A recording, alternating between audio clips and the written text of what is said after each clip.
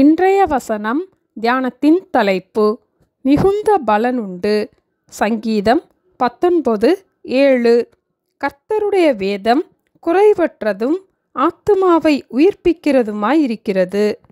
ஒரு பிறந்த நாளை பர்ஃபெக்டாக கொண்டாடுவதற்கு நாம் கேக்கை உபயோகிக்கிறோம். அழகாக அலங்கரிக்கப்பட்ட அந்த கேக்கின் மேல் வயதிற்கு ஏற்றபடி மெழுகுவர்த்திகளை வைத்து ஊதி கொண்டாடுவது நம்முடைய வழக்கமாகும். கனடாவில் உள்ள ஜேர்னல் ஆஃப் ஃபுட் ரிசர்ச் என்ற உணவு ஆராய்ச்சியின் மூலம் வெளியிட்ட தகவலில் பிறந்தநாள் கேக்கை ஊதும் போது அதில் 1400% பாக்டீரியாக்கள் பெருகுகிறது. அது ஊதும் நபருக்கு ஏற்றபடி வித்தியாசமாகிறது. ஏற்கனவே நோயுற்ற ஒருவர் ஊதும் போது அல்லது பலமாக ஊதும் போது அதில் 100,000% அதிகமான பாக்டீரியாக்கள் பெருகுகிறதாம். நாம் பர்ஃபெக்ட் கிஃப்டாக நினைக்கிற கேக் தொற்று நோய்களை உருவாக்குகிறது என்று அந்த ஆய்வு கூறுகிறது.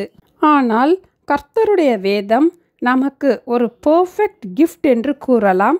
அது நம்முடைய ஆத்துமாவை உயிர்ப்பிக்கிறது. The law of the Lord is perfect, refreshing the soul என்று ஆங்கிலத்தில் வாசிக்கிறோம். கர்த்தருடைய வேதம் குறைவற்றதாய் இருப்பதினால் சோர்ந்து போன நம்முடைய ஆத்துமாவையும் கூட உயிர்ப்பிக்கக்கூடியது. கர்த்தருடைய வேதம் நம்முடைய சிந்தையை நிரப்ப அவைகளால் நாம் பெற்றுக்கொள்கிற 2 ஆசீர்வாதங்களை இதே சங்கீதம் 11 நாம் வாசிக்கிறோம். அன்றியும் அவைகளால் உமது அடியேன் எச்சரிக்கப்படுகிறேன், அவைகளை கைக்கொள்ளுகிறதினால் மிகுந்த பலனுண்டு. நாம் இருளில் இருக்கும் போது நம்முடைய சட்டையில் இருக்கும் கரைகள் வெளியே தெரியாது. வெளிச்சத்திற்கு வர வர அந்த கரைகள் வெளிப்படையாக தெரியும். அதுபோல கர்த்தருடைய வேத வசனங்களை நாம் அறிய அவைகளால் நாம் எச்சரிக்கப்படும் போது நம்முடைய பிழைகளை உணர முடியும். மறைவான குற்றங்கள், துணிகரமான பாவங்களை உணர்ந்து நாம் மனம் திரும்ப முடியும். தன் பிழைகளை உணர்கிறவன் யார்? மறைவான குற்றங்களுக்கு என்னை நீங்களாக்கும், துணிகரமான பாவங்களுக்கு உமது அடியேனை விலக்கி காரும், அவைகள் என்னை ஆண்டு கொள்ள ஒட்டாதிரும். அப்பொழுது நான் உத்தமனாகி என்று வாசிக்கிறோம்.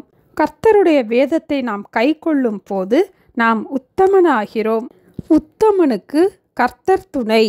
உத்தமமாய் நடக்கிறவர்களுக்கு நன்மையை வழங்காதிரார்.